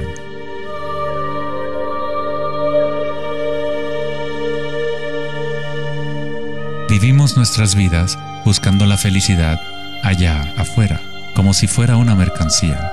Nos hemos convertido en esclavos de nuestros propios deseos y anhelos. La felicidad no es algo que pueda ser perseguido o comprado como un traje barato. Esto es maya, ilusión, el juego interminable de la forma. En la tradición budista, samsara, o el ciclo interminable del sufrimiento, se perpetúa por el deseo de placer y la aversión al dolor. Freud se refirió a esto como el principio del placer. Todo lo que hacemos es un intento de crear placer, para obtener algo que deseamos o para evitar algo que no es deseable, que no queremos. Incluso un organismo simple como el paramecio hace esto. Esto se llama respuesta al estímulo. A diferencia de un paramecio, los humanos tenemos más posibilidades de elección. Somos libres para pensar, y ahí radica el problema. Es pensar en lo que deseamos, lo que se ha salido de control.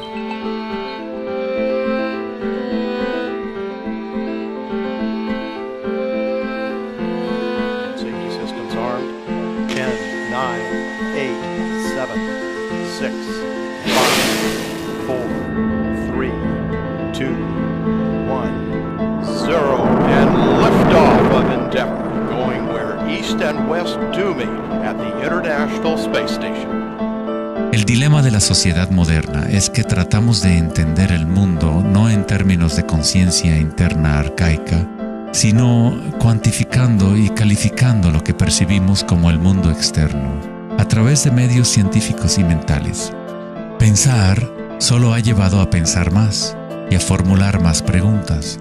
Anhelamos conocer el secreto que crea el mundo y orienta su camino, pero consideramos esta esencia como si estuviera fuera de nosotros, no como una cosa viviente e inherente a nuestra propia naturaleza. Fue el famoso psiquiatra Carl Jung quien dijo: aquel que mira hacia afuera sueña, aquel que mira hacia adentro despierta. No tiene nada de malo desear estar despierto, ser feliz. Lo que está mal es buscar la felicidad fuera cuando solo se puede encontrar en nuestro interior.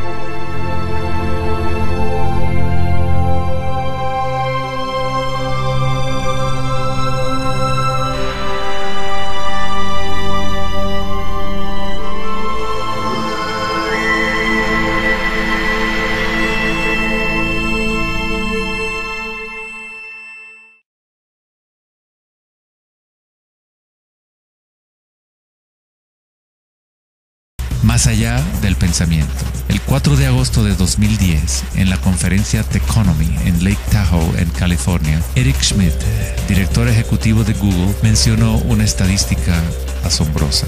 Cada 2 días creamos la misma cantidad de información que hemos creado desde los albores de la civilización hasta el año 2003. Es algo así como 5 exabytes de datos.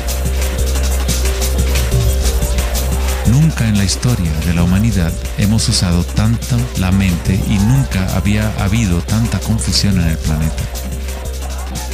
¿Podría ser que cada vez que pensamos en una solución a un problema, creamos 2 problemas más? ¿De qué sirve pensar tanto si no conduce a una mayor felicidad? ¿Somos más felices? ¿Más ecuánimes? ¿Más alegres como resultado de tanto pensar? O quizás nos aísla, nos desconecta de una experiencia más profunda y más significativa de la vida.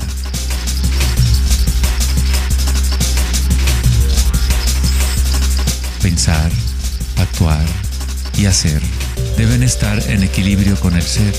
Después de todo, somos seres humanos, no actos humanos.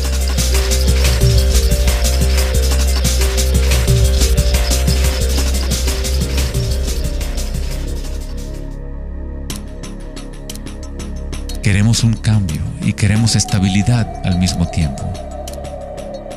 Nuestros corazones se han desconectado de la espiral de la vida, de la ley del cambio, mientras nuestras mentes pensantes nos conducen hacia la estabilidad, la seguridad y la pacificación de los sentidos. Con una fascinación morbosa, observamos asesinatos, tsunamis, terremotos y guerras. Constantemente tratamos de ocupar nuestra mente, llenándola de información. Programas de televisión transmitiendo de cada dispositivo imaginable, juegos y rompecabezas, mensajes de texto y todas las trivialidades posibles. Nos dejamos fascinar con la corriente infinita de nuevas imágenes, nuevas informaciones, nuevas formas de provocar y pacificar nuestros sentidos. los momentos de reflexión interior, nuestro corazón nos dirá que hay algo más en la vida que nuestra realidad actual, que vivimos en un mundo de espíritus hambrientos, siempre anhelando más y nunca satisfechos.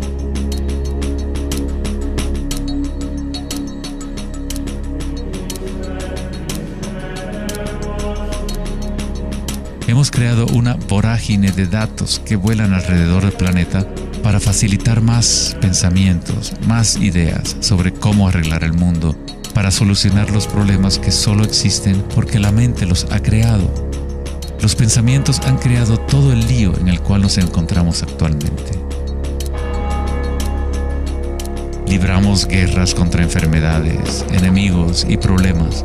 La paradoja es que aquello que resistes, persiste. Cuanto más te resistes a algo, más se fortalece. Al igual que ejercitar un músculo, en realidad estás fortaleciendo aquello de lo cual justamente te quieres deshacer.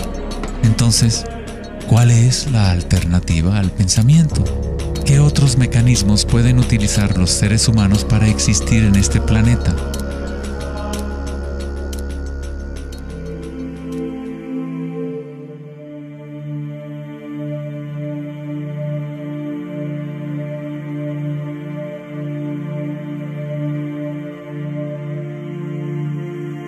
Mientras que la cultura occidental en los últimos siglos se ha centrado en la exploración de lo físico mediante el uso del pensamiento y el análisis, otras culturas antiguas han desarrollado tecnologías igualmente sofisticadas para explorar el espacio interior.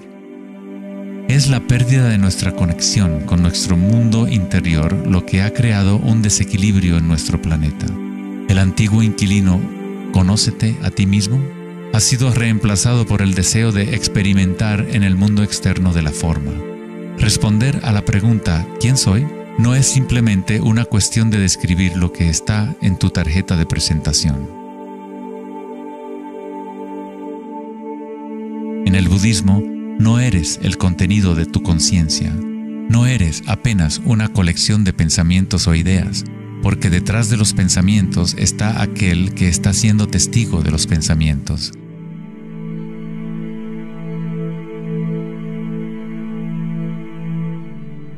El dicho enfático, conócete a ti mismo, es un koan del Zen, un acertijo sin respuesta. Como un perro persiguiendo su cola, es solo la identidad del ego que quiere encontrar una respuesta, un propósito.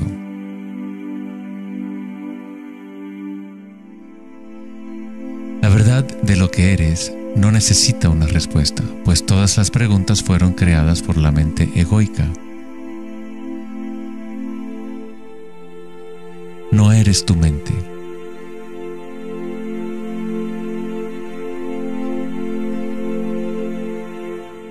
La verdad no yace en más respuestas, sino en menos preguntas.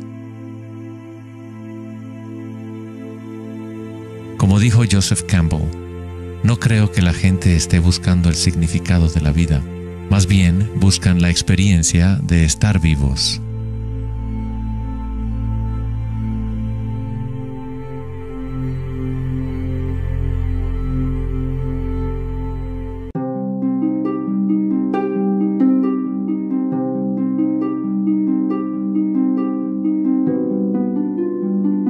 Cuando al Buda le preguntaron, ¿qué eres?, simplemente dijo, estoy despierto.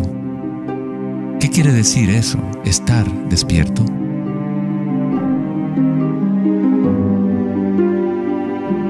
El Buda no dice exactamente qué es, porque el florecimiento de cada vida individual es diferente, pero sí dice algo, es el fin del sufrimiento.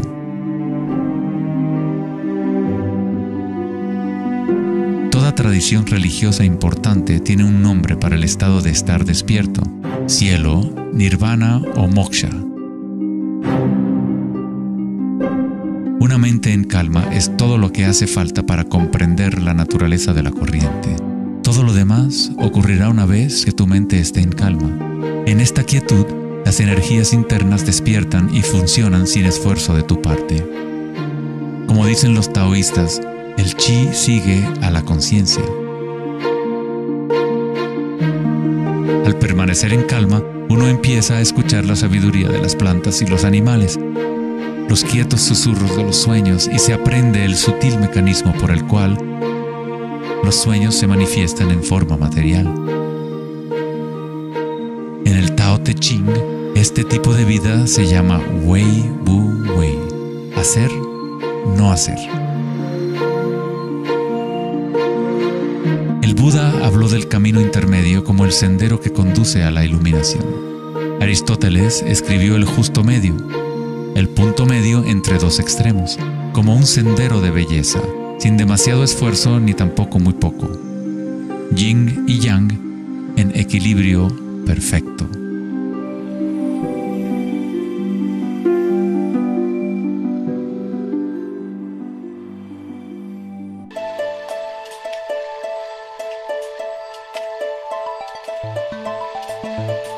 La noción de Vedanta sobre Maya, o la ilusión, es que no experimentamos el medio ambiente en sí, sino una proyección creada por los pensamientos. Por supuesto, tus pensamientos te permiten experimentar el mundo vibratorio de cierta manera, pero nuestra ecuanimidad interior no tiene que estar supeditada a acontecimientos externos. La creencia en un mundo externo independiente del sujeto que percibe es fundamental para la ciencia. Pero nuestros sentidos solo nos entregan información indirecta. Nuestras nociones acerca de este mundo físico creado por nuestra mente están siempre filtradas por nuestros sentidos y, por lo tanto, siempre son incompletas. Hay un campo de vibraciones que subyace en todos los sentidos.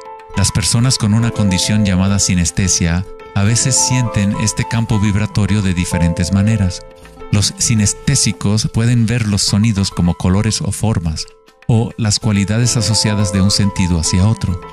La sinestesia se refiere a una síntesis o amalgama de los sentidos. Los chakras y los sentidos son como un prisma que filtra una serie de vibraciones. Todas las cosas del universo están vibrando a diferentes velocidades y frecuencias. El ojo de Horus se compone de 6 símbolos. Cada uno representa uno de los sentidos. Al igual que el sistema védico antiguo, el pensamiento se considera un sentido.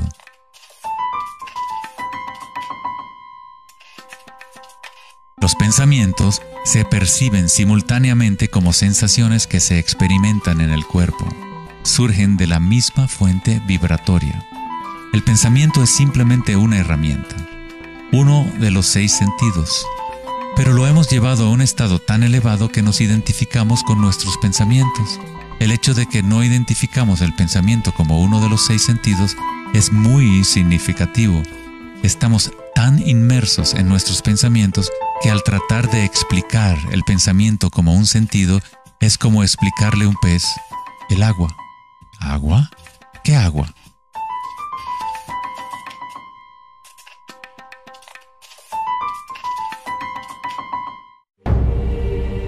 En las Upanishads se dice, no lo que el ojo puede ver, sino mediante lo cual puede ver el ojo. Toma conciencia de eso para ser Brahma, el Eterno, y no lo que la gente aquí adora. No lo que el oído puede escuchar, sino mediante lo cual puede escuchar el oído. Toma conciencia de eso para ser Brahma, el Eterno, y no lo que la gente aquí adora.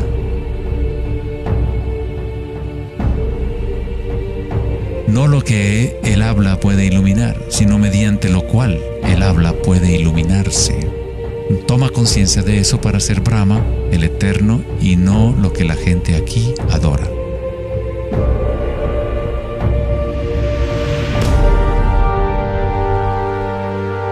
No lo que la mente puede pensar, sino por lo cual la mente puede pensar. Toma conciencia de eso para ser Brahma, el Eterno, y no lo que la gente aquí adora.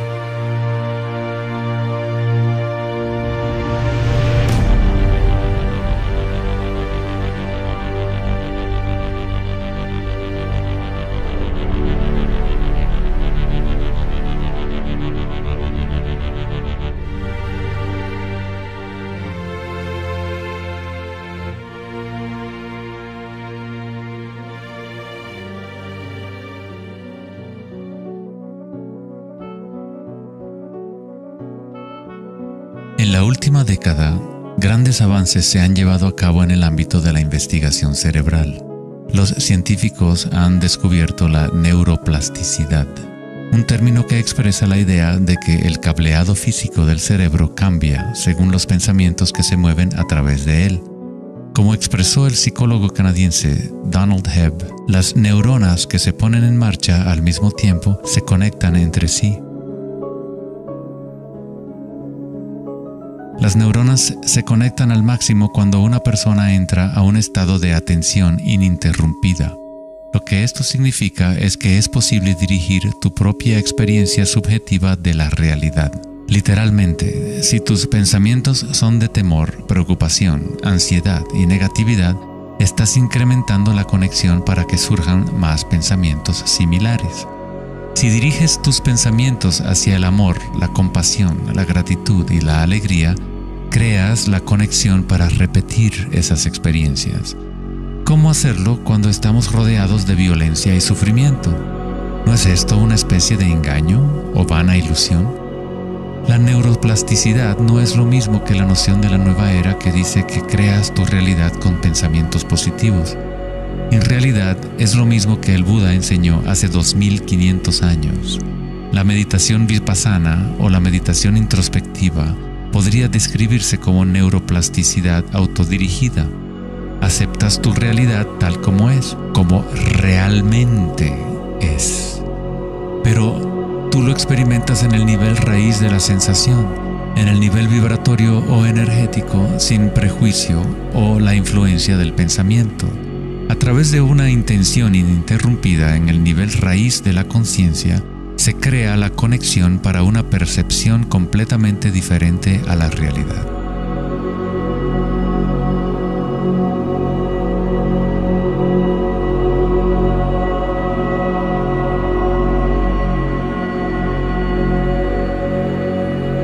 La mayor parte del tiempo lo entendemos al revés.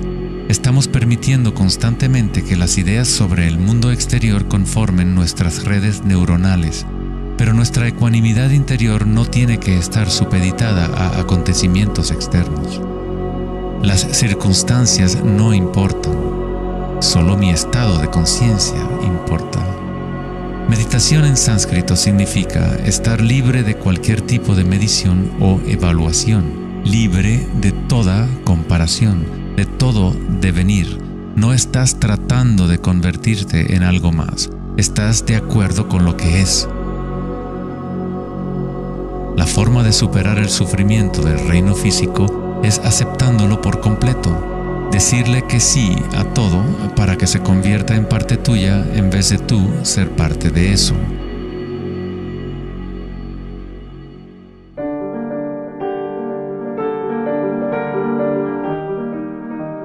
¿Cómo se puede vivir de tal manera que la conciencia deje de estar en conflicto con su contenido? ¿Cómo puede uno vaciar el corazón de las ambiciones mezquinas? Debe haber una revolución total en la conciencia, un cambio radical en la orientación del mundo exterior al interior. No es una revolución provocada solo por la voluntad o el esfuerzo, sino también por la entrega total, la aceptación de la realidad tal como es. Solamente desde el corazón podemos tocar el cielo. Rumi. La imagen del corazón abierto de Cristo transmite de forma poderosa la idea de que uno debe abrirse al dolor. Uno debe aceptar todo si desea permanecer abierto a la fuente de la evolución. Esto no significa que te conviertes en un masoquista. No buscas dolor, pero cuando el dolor viene, lo cual inevitablemente ocurre, simplemente aceptas la realidad tal como es en lugar de anhelar otra realidad. Los hawaianos han creído durante mucho tiempo que es a través del corazón que aprendemos la verdad. El corazón tiene su propia inteligencia, tan obvia como la del cerebro. Los egipcios creían que el corazón, y no el cerebro, era la fuente de la sabiduría humana. El corazón era considerado el centro del alma y la personalidad. Era a través del corazón que se expresaba la divinidad, impartiendo conocimientos a los antiguos egipcios sobre su verdadero camino. Este papiro representa la medición del peso del corazón. Era considerado algo bueno pasar la vida después de la muerte con un corazón liviano. Eso significaba que habías tenido una buena vida. Una etapa universal o arquetípica que experimentan las personas en el proceso del despertar del centro del corazón es la experiencia de la energía personal como la energía universal.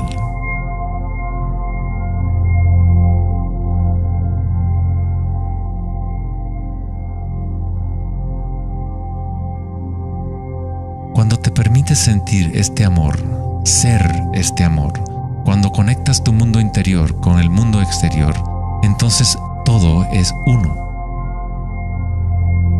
¿Cómo podemos experimentar la música de las esferas? ¿Cómo se abre el corazón?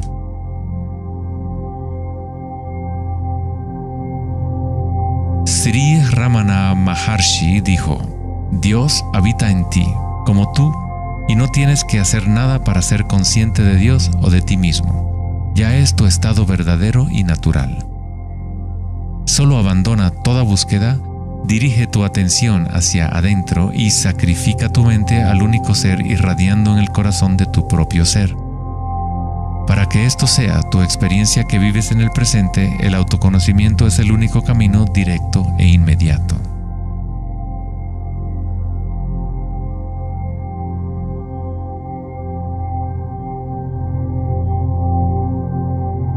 Cuando concilias y observas las sensaciones internas, tu vitalidad interior, estás observando en realidad el cambio. Esta fuerza del cambio es el surgimiento y la muerte que ocurren cuando la energía cambia de forma. El grado en que una persona ha evolucionado o alcanzado la iluminación es el grado en que uno ha adquirido la capacidad de adaptarse a cada momento o a transmutar la corriente de circunstancias humanas, siempre cambiantes, el dolor y el placer en gozo.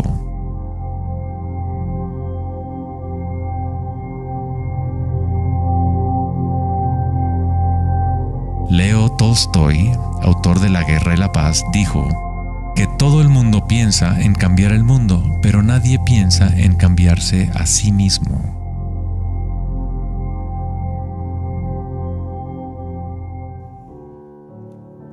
Darwin dijo que la característica más importante para la supervivencia de la especie no es la fuerza o la inteligencia, sino la capacidad de adaptación a los cambios.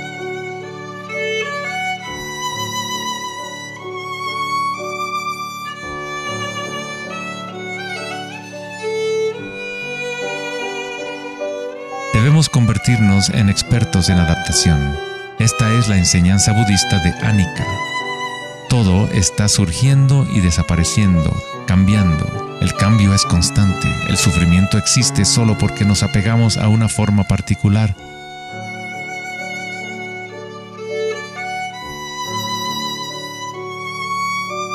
Cuando te conectas a la parte tuya que observa, con la comprensión de Anicca, el gozo surge en el corazón.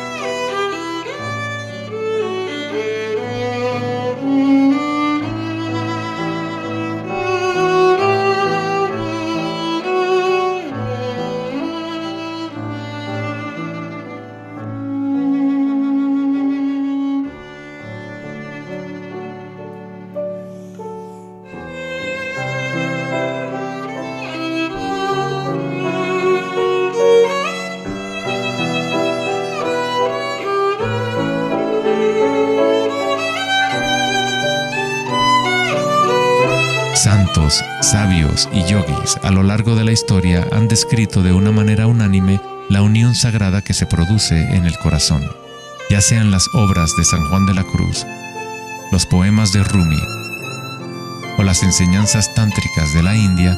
Todas estas enseñanzas diferentes tratan de expresar el misterio sutil del corazón.